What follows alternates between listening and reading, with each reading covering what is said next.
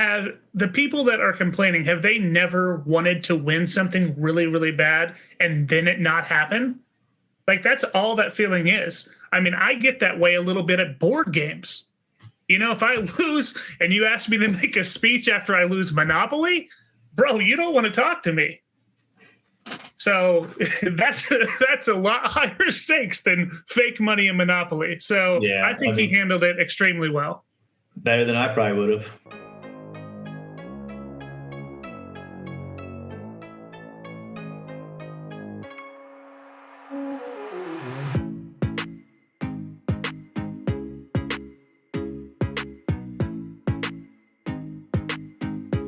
Hello, everyone, and welcome back to the Players Meeting, a Win Dummies production. And we are rocking episode number 33, coming right at you.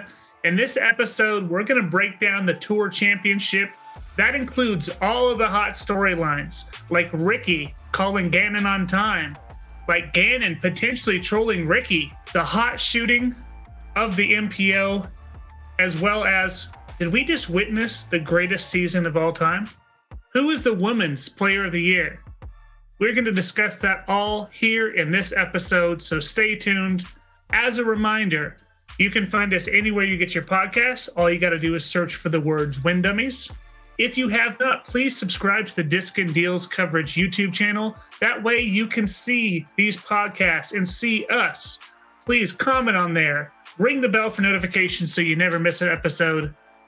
Would love to have you. It's that time. Let's bring in my co-host, the real star of the show, the one-time world champ, Chris Smith, a.k.a. Smitty. Smitty, what's going on, brother? Oh, man. I think fall might finally be here. It's hoodie and short season, and I don't hate that. Yeah, no, for a big body boy like me, believe me, I like it when it's a little bit more chilly. It helps this, I keep pretty insulated. Well, we had some fantastic disc golf this weekend as far as the Pro Tour was concerned. Did you get into anything this weekend just by yourself outside of the Pro Tour? Well, we got to a soft open Cessna Champion, the course that my buddy Mike Bailey and I have been working on, and that went really well, better than maybe anticipated. I didn't hear very many negative things about it, and an overwhelming majority of people had positive things to say. And I'm pretty sure that baskets have possibly been ordered. Oh, we got them all?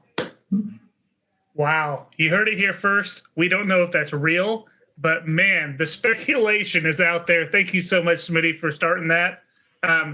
If you want to sponsor a basket, if they're truly not purchased, please reach out to Mike Bailey, because we want that course in the ground at all times, because that thing was so much fun.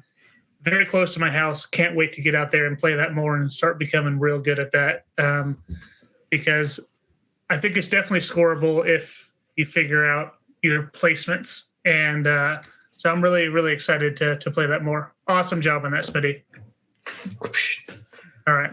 And we've got more things planned for it. This is just getting it in the ground. And the thing I'm the most excited for is actually on the classic course, and we cut a new hole through the trees to Three's basket. So that'll be an awesome tunnel shot that'll add some fun to it. And I think there needs to be a few tweaks that I am kicking around. So we'll see.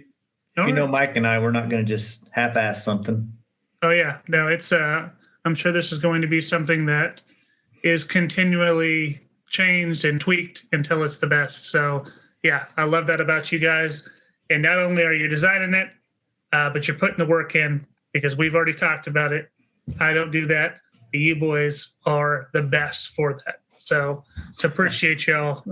Or we're the only for that sometimes. Well, yeah, I think there's a few that have come out and helped a few times. Yeah, so shout out to those people too, because I'm sure it's not fun just doing it by yourself. Sometimes it's all right. Well, hey, dude, let's jump into this amazing weekend of disc golf. It turned out way better than I could have ever imagined with this point separation. So let's jump into it now. what's popping? What's been happening around the world of disc golf? And as you know, Smitty, Tour Championship is here. And there was a lot of money on the line. Yeah, what we neglected to notice last week is it's actually less money than was on the line last year. Oh, explain that. Missy and Rick both got 40G last year for winning, and a few other people down the line got nip-tucked a little bit, but still, that's a pretty good chunk of cheddar. Yeah, it's still really, really amazing. Before we jump into the action, I do want to just talk about the format. With stroke play, people having 10 strokes on some of the field. Did you like how that played out? Did you like how it ended up playing out? Is there a better way to do this type of format in the future? What are your thoughts there? I think Rick and Gannon saved the event without those two doing what they did over multiple rounds and ramping up the excitement. I think it's a flop and no fun to watch. This is about the third year in a row they've changed it up, trying to find what works for them. I personally think that most people have watched enough tournament disc golf, stroke play. I think they have to find something different. I think this would be a good time to implement maybe a skins match of some sort, or not a skins match, a match play event of some sort, true match play. I know Travis ran some numbers early and was kind of running through scenarios of what could happen. I think it could have been a lot more exciting. I think everybody that qualified would have had a chance. I mean, these dudes, like we talked last week, after about 8 people down, there's just no chance for them to do anything. Yeah. I think a match play would be super duper interesting. I hope they went into something like that. And as you mentioned, Travis ran some numbers. There was going to be some really, really interesting matchups. And it gives everyone a fair shake. But at the end of the day, I think the whole idea of this was to not make it fair. It was, trying to reward people that had consistency through the season. And so it's one of those teeter-totter situations where, there's really not a good answer. But I agree, a match play scenario could be really, really fun. And it's not something you really see except for, President's Cup. And and they don't even they don't really they only did make a big deal about that. They did 9 holes. This could have been something spectacular, especially on a course like that. That was, strokes taken, given here, there. Make it a 5-day event potentially where, you're just playing a little bit. Who knows? Yeah, I don't know what you do, man. Maybe you do match play and eliminate it down to 4, and then the 4 guys play 1 round of 18 for all the money. I don't know. Something to make it more exciting. It was, like I said, without Gannon doing what he did and Rick, being insane the first 3 rounds, there was really, there were some good shots. There was some spectacular golf being played by the guys we would expect to see, but it was dull, I think. And the ladies was almost unwatchable to me. The holes were too long. The course was too hard. It just wasn't exciting. Yeah, let's talk about the ladies. So Missy took it down. You're going to hear it. You're going to hear it more and more. Big money Missy. That money's on the line. She finds a way. Smitty, I don't know if you saw her scorecards, but what I was really impressed with is she improved every single round. I think she went 1 down, 5 down, 8 down, and then 9 down to take it down. And I think that's pretty impressive to continually. I think that's one thing that Missy can really, really do is make adjustments throughout the tournament. I think she's one of the best women to be able to do that. And I think she really did that this weekend. Yeah, she just has a really simple game. She's going to throw those same straight to slightly hyzer disc over and over again. And that 3rd round could have been 2 strokes better. She doubled the last hole to she's still tied for the hot round with a double on the very last hole. And then she did have the hot round on the final round. Yeah, she played great, and she definitely earned a big fat paycheck. So I'm glad they gave him a big fat paycheck. That makes it way more awesome than just saying they're getting that money. Yeah. Honestly, after the first round, after, she had that huge lead and then was 3 back, and then after the second round, she was 4 back, I'm like, there's no way she's winning. I counted her out. Did you as well? Yeah. Going into the third round, halfway through the third round, I thought Tatar was going to run off with it, but then she just didn't look comfortable the little bit that I was able to watch. I tried to catch the last few holes each round, and she had some bad breaks. I mean, she hit that light on, was that 17 and kept her OB. So, yeah, and it's just, Missy just played her butt off and came out on top. Yeah, she really was big money Missy, and you're going to hear all about it all week, everywhere, and she deserves it. So I mean, she led the field in both birdies and fairways hit, and when you're playing a tight track like that, if you can keep it clean off the tee and give yourself approaches and putts, I mean, you're destined for good things. So, and big money. There we go. Enough said. Exactly right. All right, let's move into the men here. And maybe some of the best disc golf. I know you mentioned this to me. Some of the best disc golf that you've ever watched, ever seen, as far as a battle is concerned. Talk to me about what you saw this weekend and how you felt. Yeah, man. Round 3 was incredible. I mean, you're never going to see two guys go back and forth like these guys were. I mean, look at this. Between the two of them, I think they birdied every single hole except for 11 and 18. So they shot combined 16 down. But incredible. It was the drives were awesome. The putts were awesome. The intensity was awesome. It was nuts. Yeah, it was a very, very fun round to watch. They were going back and forth. Did you see, I don't know, somewhere in the middle, Gannon hit a big drive or right out of his hand. He did the one clap like Rick. And I think he was trolling a little bit. And what is your thoughts on, was he trying to get into Rick's head? Was he just being a silly kid? Tell me your thoughts on that if you saw it. I did see it, and they both continually did it in the final round when they'd throw good shots. But I don't think he was trying to troll Rick. I think he was caught up in the emotions of the game. And if he was trying to troll Rick, good luck, right?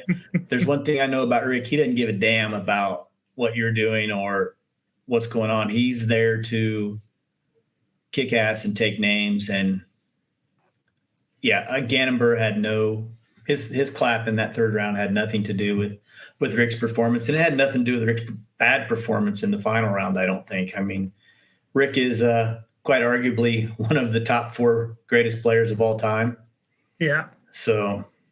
Yeah, and what's crazy is this round, these rounds were so dang good. A course record was tied by Ezra Robinson earlier that day. I think a card or two before them. And, here's Ezra coming off 18 thinking that, man, I played well. And then here are these two yahoos just absolutely annihilating. I mean, it's crazy that Ezra shot so well and it's going to be overshadowed by these two guys. Ezra played fantastic, man. He looked like he was having fun out there. I didn't see him get grumpy. He made so many long putts with that Papa John's putter. It was it was incredible. That guy was hitting lines and banging chains, man. It was fun to watch him have a good weekend. Yeah, it really was. And so we got to talk about this final round because, man, it came down to it, and it was Ricky comes into this final round with a 6-stroke lead. And I'm like, all right, Ricky finally going to get the monkey off his back and get Gannon.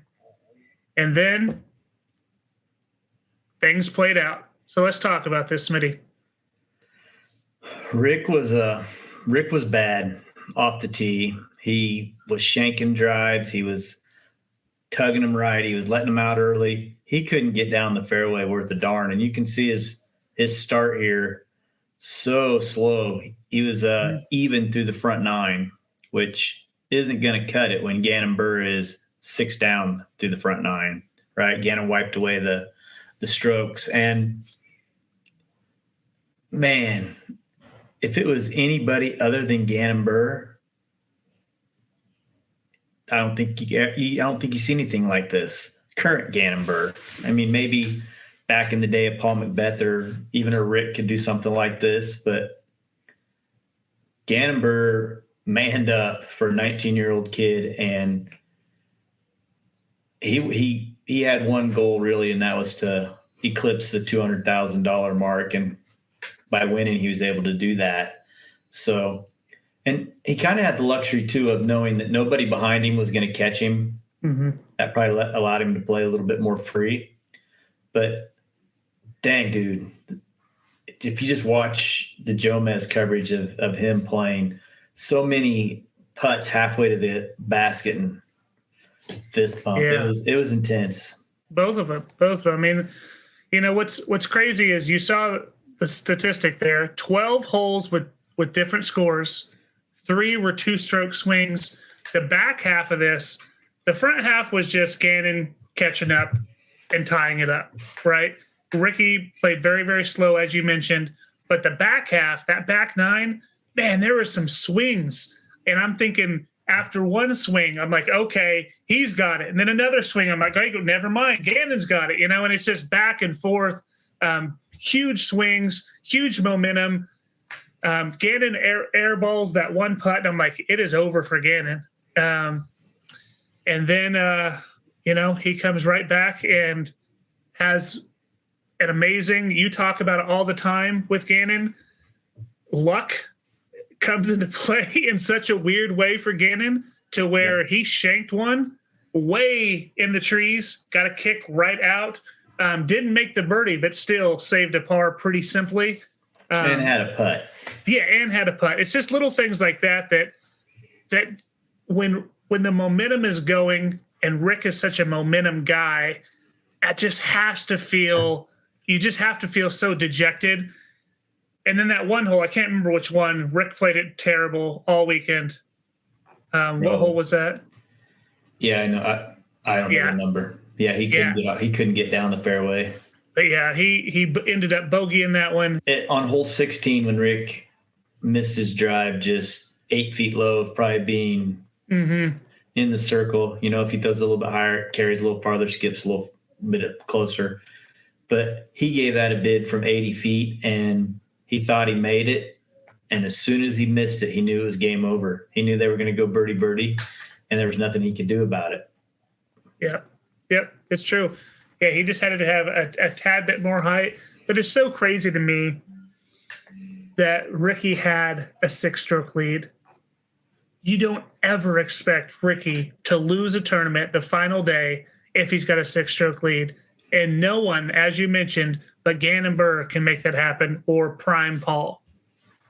Yeah. Man, I feel sorry again for Ricky. I know I've said it a lot, but man, how can you not feel sorry for that dude? And then afterwards, I don't know if you saw Rick's interview. Number one, what do you expect the guy to do? He just lost. He's, you know, runner up, and you're going to make him talk. You know, a lot of people were saying he's a poor sport. It was unsportsmanlike what he said. What did you think about that interview after? Well, I don't think it was poor sportsmanship. Poor sportsmanship would have been out the parking lot and gone. I mean, Rick was upset with himself. Rick was probably embarrassed about his performance, and Rick wants to win, and he's not going to be happy unless he is winning. And, you know, I didn't think anything in his final speech was inappropriate. I mean, he didn't want to be there. He was there. He said it sucked to lose. He can't believe he did it. He still doesn't know what happened. And I'm pretty sure he said Gannon played well. Yeah. I mean, I don't know what people want Rick to do in that situation. He's not like Cat Murch, who was choking away her shot at winning at Worlds and cheer for the other person. That's not Rick, man. And we saw that on hole 9 when Rick called Gannon for the time violation. Mm-hmm. I mean, if Rick is winning by 6 still at that point, does he do it? I don't know. Was Rick doing it to get at Gannon? I think Rick probably did it because it needed to be done, and he was angry and he was frustrated. And there's one thing that Rick does, man, when he gets going, it's bang, bang, bang, bang, bang, bang, fast down the fairway. And I think he was tired of waiting on the kid. Yeah. You know, I mean, honestly, was it a time violation? Absolutely. Oh, yeah. Could it have been called? Yes. Did it get called? Yes. So my question is, I guess, let me take a step back because I do want to talk about this time violation, but I also just want to mention that speech by Rick. I think it was handled perfectly. Dude just lost. He did not say anything that was offensive. He even said his competitor played well. But dude just lost. He was feeling it. He even said, I'm still feeling this loss. And I don't think he did anything wrong. Anyone saying that was unsportsmanlike just doesn't like Ricky. Because or has never played a sport or has never been in a position to be the best and lose it in the end. If anytime you're at the top, eventually at some point somebody's going to knock you down and it's going to burn and it's going to sting. And it was burning and stinging Rick bad. Yeah, exactly. And that's the thing is, have the people that are complaining, have they never wanted to win something really, really bad and then it not happen? Like, that's all that feeling is. I mean, I get that way a little bit at board games. You know, if I lose and you ask me to make a speech after I lose Monopoly, bro, you don't want to talk to me. So that's a lot higher stakes than fake money and Monopoly. So yeah, I think he handled it extremely well. Better than I probably would have. Yeah. All right, let's get back to this time thing. So it was called. Ricky was the one that called it. Mm-hmm. It needed to be called. I don't fault Ricky for calling it. My question is, this is the millionth time Gannon has been called for this. Does something more need to be done about Gannon's time violations? Does this put a little bit of a tarnish on Gannon as a player? No, it doesn't. I don't think it puts anything on him as a player. It definitely makes us even more aware that he's a slow, not monotonous. What's the word I'm looking for? Very intentional player. Yeah, his routine is the same every single time. I don't think anything will ever happen as long as it's a warning. Think back to just the beginning of this year when they said you had to beat your tee time 5 minutes early. Remember how many people we said week in, week out, 2-stroke penalty for Kevin Jones, 2-stroke penalty for this guy, 2-stroke penalty for that guy because they couldn't get there on time? Mm-hmm. Do you hear that anymore? Nope. They figured out, hey, this is no joke. They're gonna get me, and it's nobody to blame but myself. So I don't know, man. I mean, Gannon's light years faster than he was. Yeah. And sometimes you get in a pickle, and I think you need more than 30 seconds. Yeah. And I know this has been our kind of back and forth with pace of play just in general. But as the rule sits now, he's breaking the rule multiple times in a round, and he's only ever gotten a warning. And people know he plays slow. People call him on it all the time with warnings. Do repeat offenders need someone on there just watching and monitoring all the time? It's not going to affect him because he's going to get that one warning, and then he's going to play at an appropriate speed. He's figured out that's what's going to happen. Yeah. So once he gets the warning, he never has an issue anymore, right? No. Yeah, and once he's been warned, and they I think he got warned in the third round as well. And they said Nate I think said, yeah, when he gets a time violation, he just wants to know right when it happens. He doesn't want it to be on down the fairway. He wants to know when it's done. It annoys the heck out of me. I'm not a slow player, but I'm also not playing for $30,000 ever. But yeah, something he get rid of the dang chalk bag. That speeds him up 20 seconds per shot. Yeah, I mean, he admits that it's nerves, and it's always nerves when he does it. So I guess I appreciate that he's going through that and being intentional, and he's going through his routine so that he feels more safe in that putt.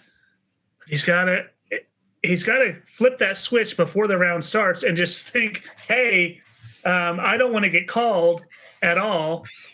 So let's act like I've already had a warning. Yeah. You would think it would be that easy, right?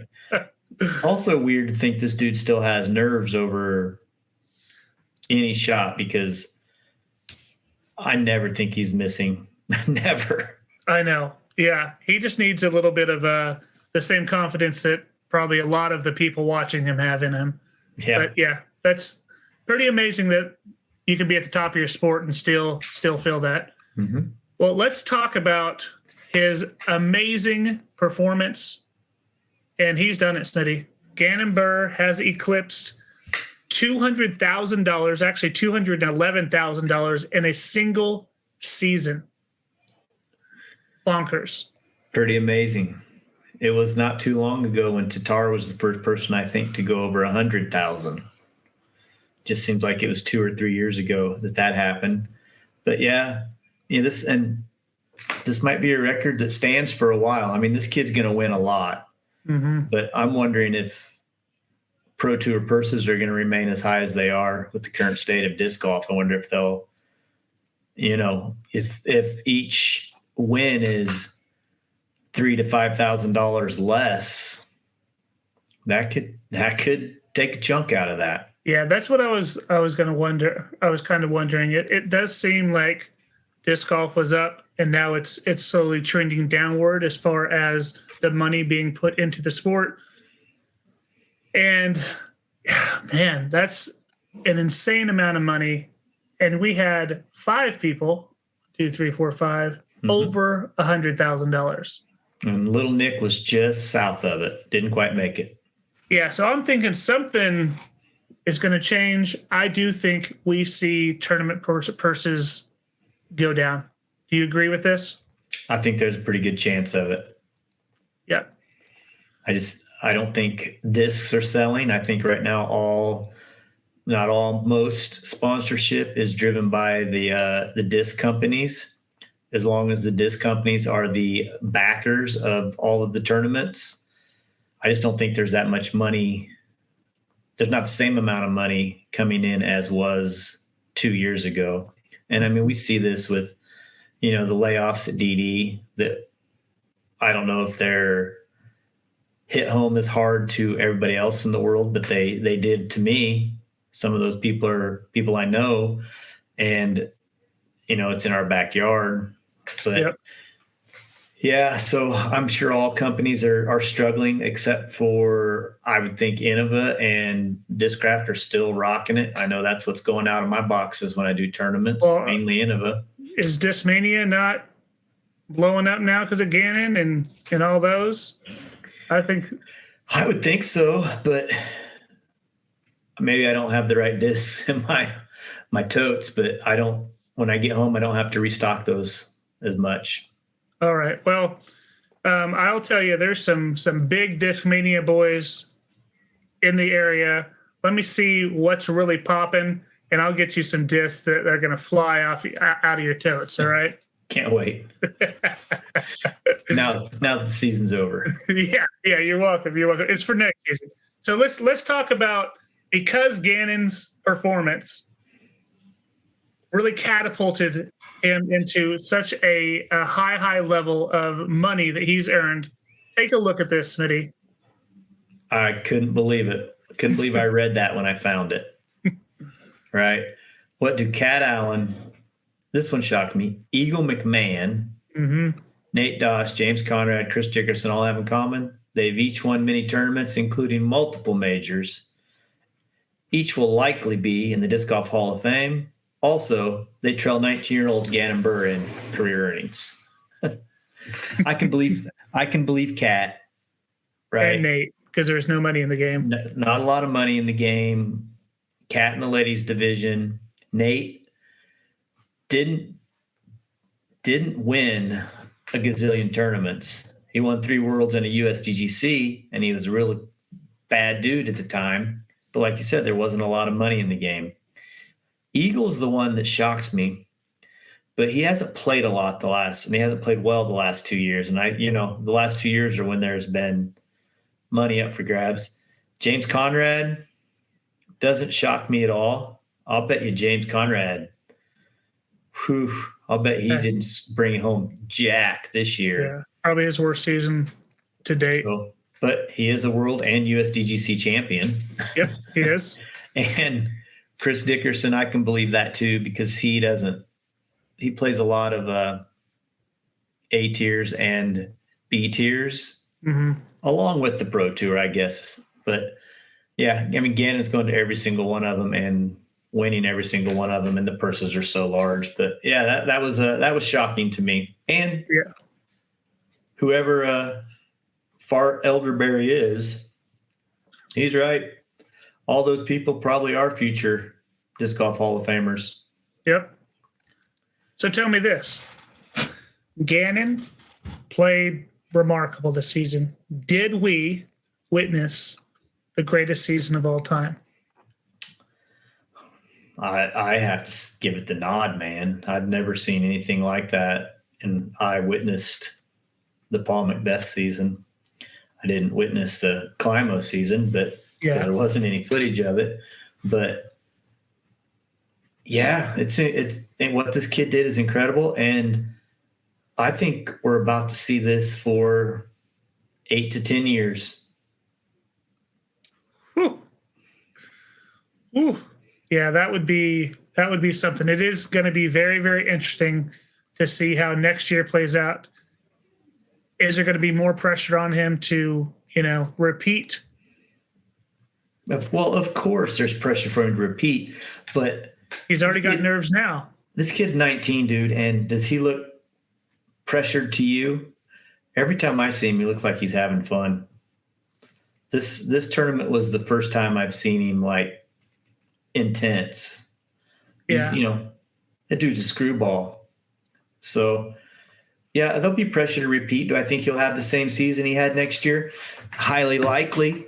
But at the same time, who's to say that AB and Rick and Paul, whoever finished just behind him, who's to say they don't get a couple good breaks to Gannon's bad breaks and he ends up bringing home a bunch of seconds and thirds? Yeah, what's crazy to me is Gannon is such a goofball. He really is. And I loved Smitty. I became a Gannon fan. I have, I've just been on the fence with Gannon all year. But the way that he turned down his intensity showed me just kind of what competitor he is. Now, I know he's been a fantastic competitor all year, but he's done it differently.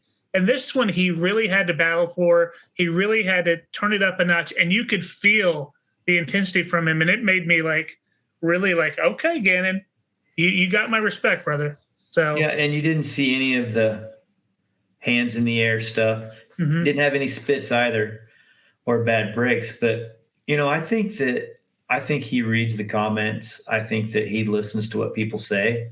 And I think he knows and understands and wants to be the man. Yeah. Yeah. And he's always in comments saying something. I mean, he's a funny guy too. So yeah, it's pretty awesome. Pretty awesome. All right. Well, we just talked about the men. Let's talk about those women. So Gannon, arguably the greatest season of all time. I would love to hear from you all. Who do you think did Gannon have the greatest season of all time? Was it Climo in his era when he was playing garbage people? Or was it McBeast when he was doing his thing in his prime?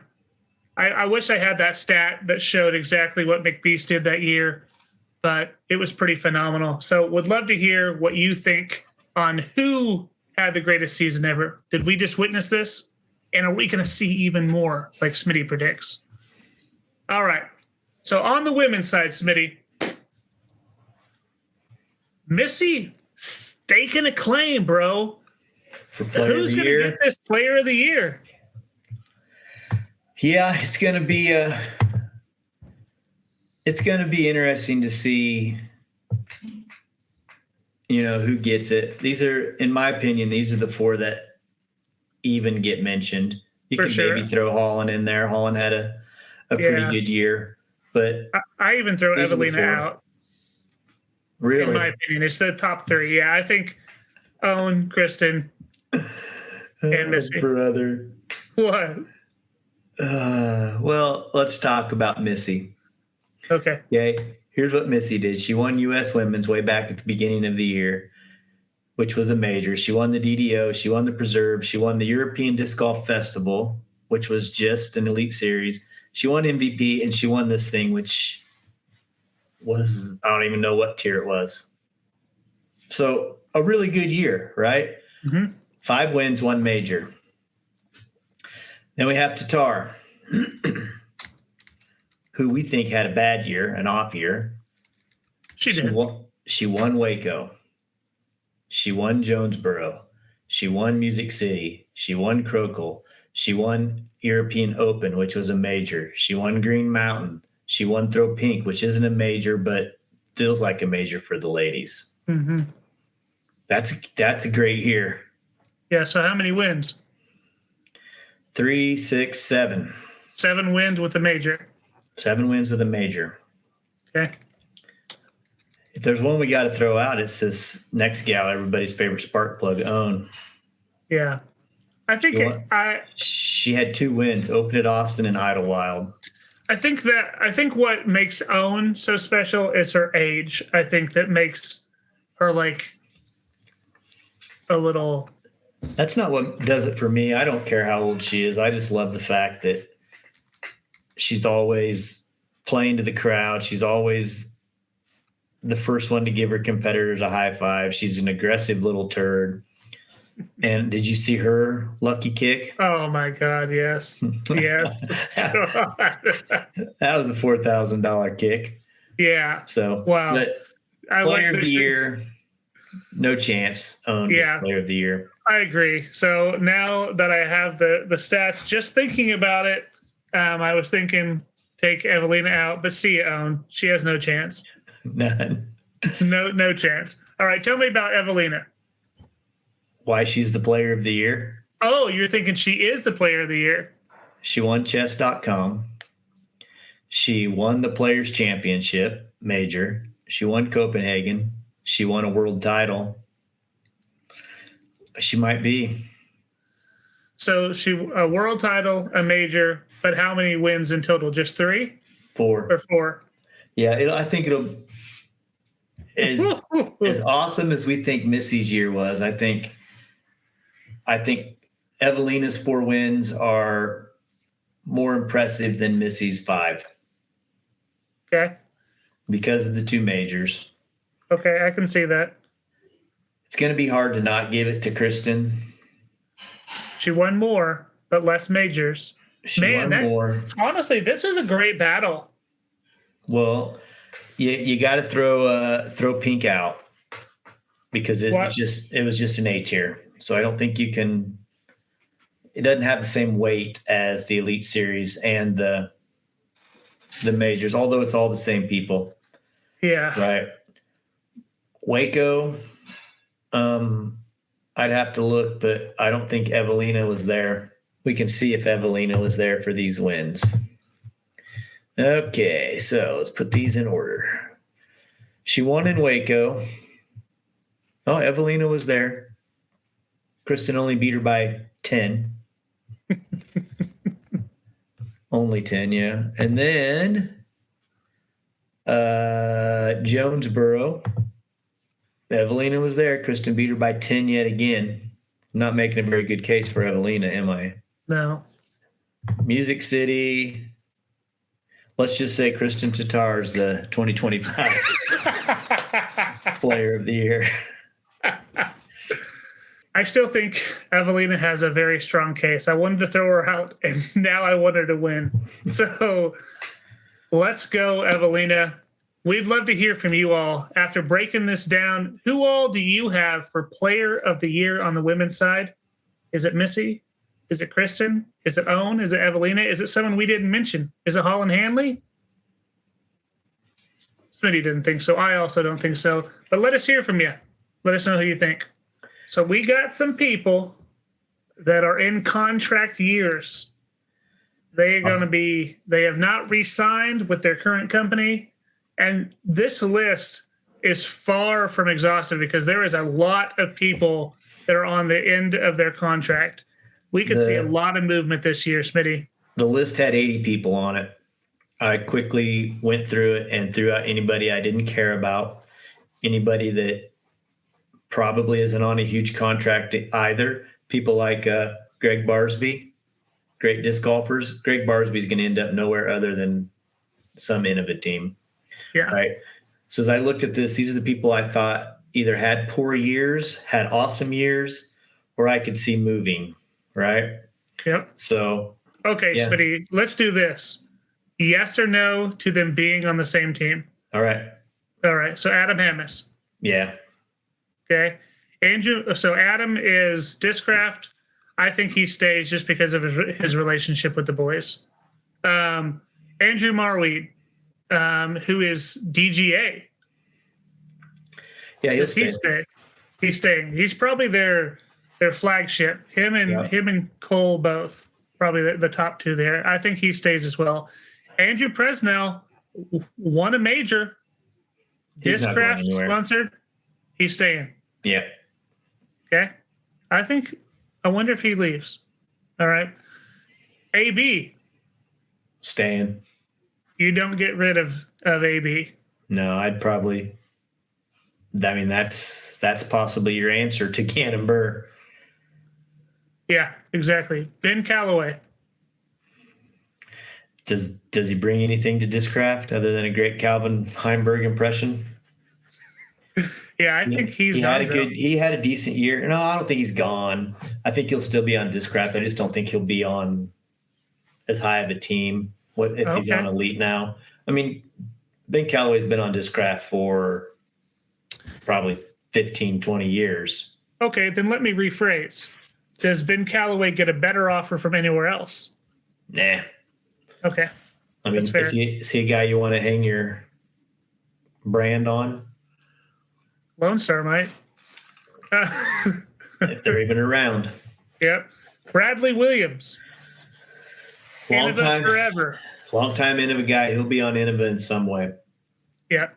I think he's still one of the top. Brody Smith. This is a big one. I don't think hardly played at all. I don't think Brody cares too much. He said he's going to try to do some other things.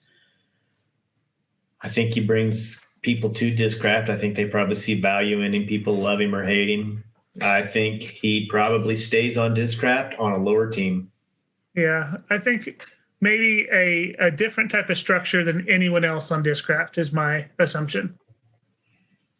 Because I don't think you can get rid of him. I mean, he's got such a following, even though he's a douche caboose. Casey White, Discmania guy. He had a good year, man. He had a good year. I thought he was interesting because he's in that same neighborhood as Simon and Paul. He's good buddies with those. Simon, for sure, I could see him going MVP, huh? Trying MVP, but I also think that he likes what he throws. I don't know of Casey White at all, but he seems like he would be a stick-to-it type guy. Yeah, I watch a lot of his channel, actually. I think he's just such a fun little twerp. I just love that kid.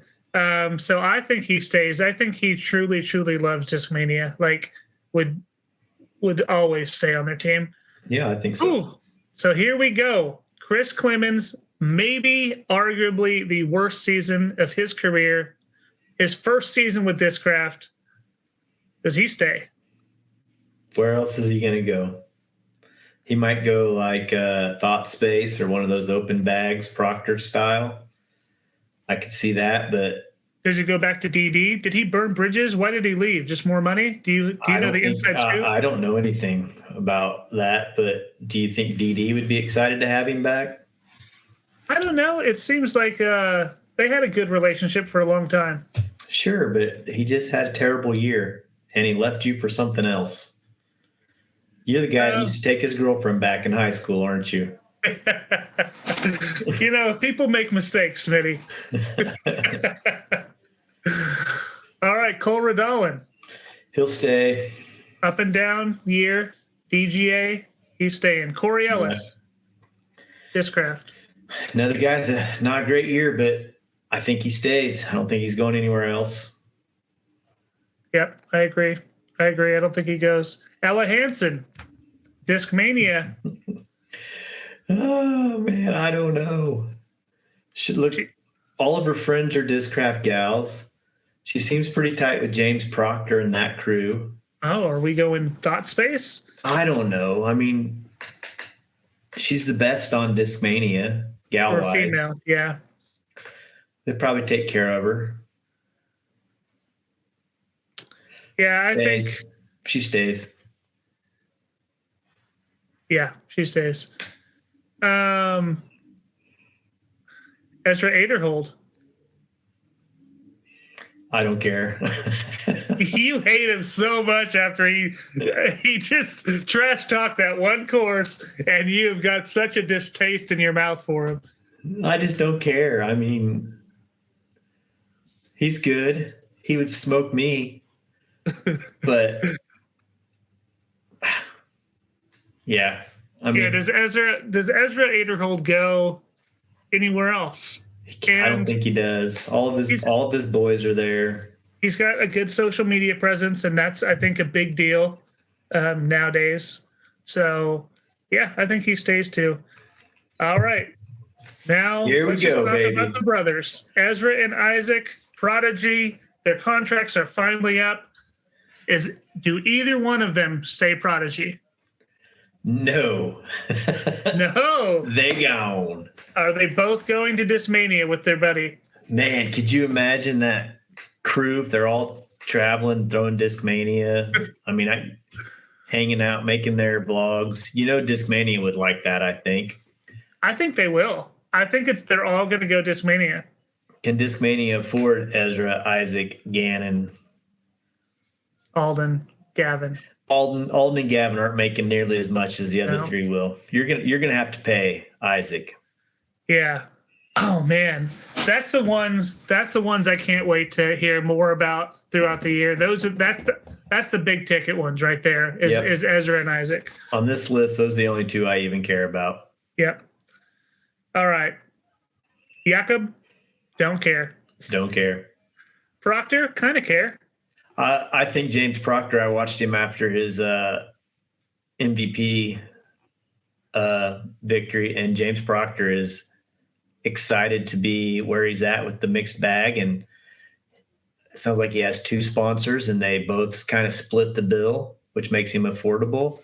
I think James Proctor probably stays where he's at. All right. What about your favorite player, Joel Freeman? He'll be in them.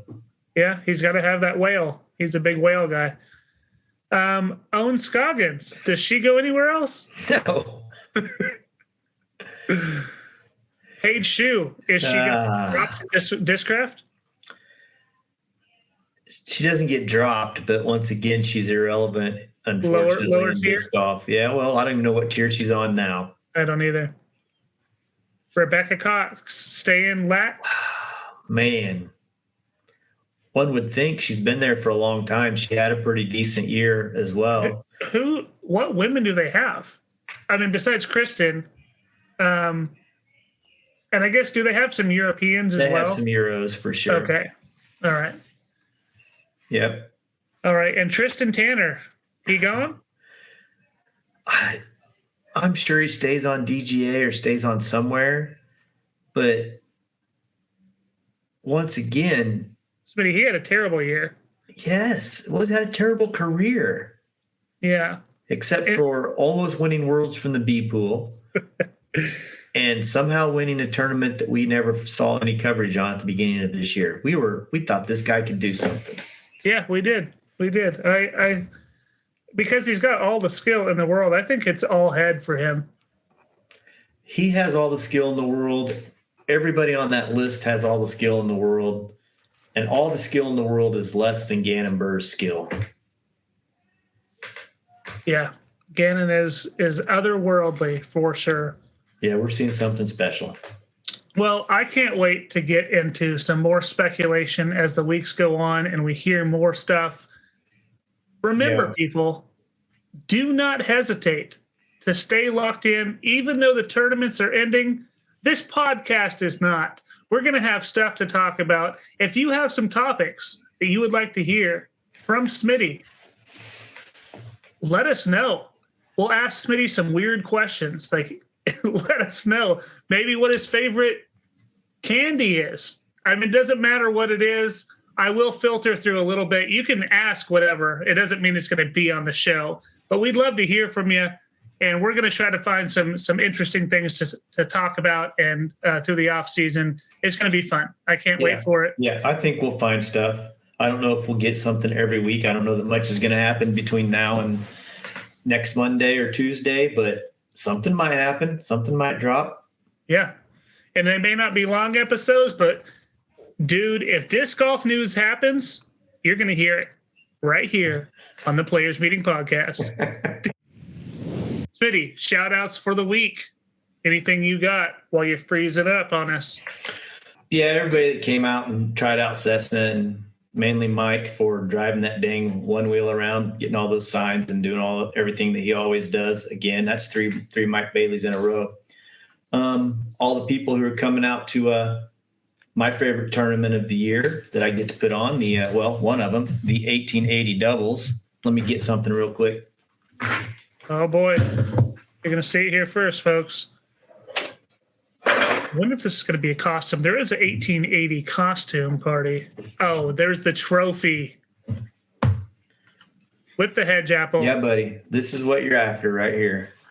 A hedge apple trophy for Colwich. Jacob Harmon actually thought these were real hedge apples. They're made of cement.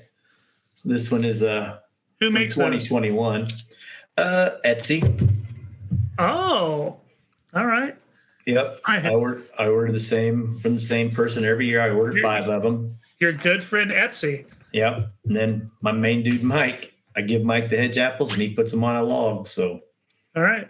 That's sweet. I dig it. Well, I want to also thank everyone that came out to the flights at Cessna, and Mike Bailey was killing it on the one wheel. I have those signs now. So thank you, Smitty, as well, for letting me borrow those, because we got our end of the year skins event for flights coming up this Saturday. I want to thank all 52 players who qualified. You had to play at least 12 flights leagues, and they did it. 52 of these bad boys and girls and boys. There's a lot of people, man. You had a lot of good support on that thing. That was a really good thing for the Wichita community, and you had your own crew of people that made the majority of them that maybe didn't make other leagues. So that's cool, and I think that's because you foster a fun atmosphere at the events. Your post afterwards or get people excited. It's not just a league; it's every week. It's come and do something fun. So I think that let people knowing that you care is the first step in having a successful event. Yeah, it was so much fun, and there's going to be some cool, exciting things at the skins event that I can't wait for all the people that are going to be there. So, Smitty, you have qualified, so I hope to see you there, weather permitting. I know you're a fair weather golfer. I am once I turn 50. All right. Well, hey, we did it. Let's jump into this 19th hole, which is the best moment of the weekend. We hope to see you on the next one, everyone. Thanks for tuning in. Take care. Bye-bye now. She can put a lot of pressure on Kristen if she can get this close. And she's pulled it. No way. What just happened? No way. What just happened? Oh my gosh. That was the craziest shot I've ever seen. I know. We're going to take another look. Was it nerves? What happened? I've never seen Owen that far off. Just barely inside the Mando pole, just barely over the top of the ad wall, and skips right to the basket. She thought she blew it. This is missing the mandatory. She gets the kick. That's what she's most excited about. And then somehow it gets over the ad.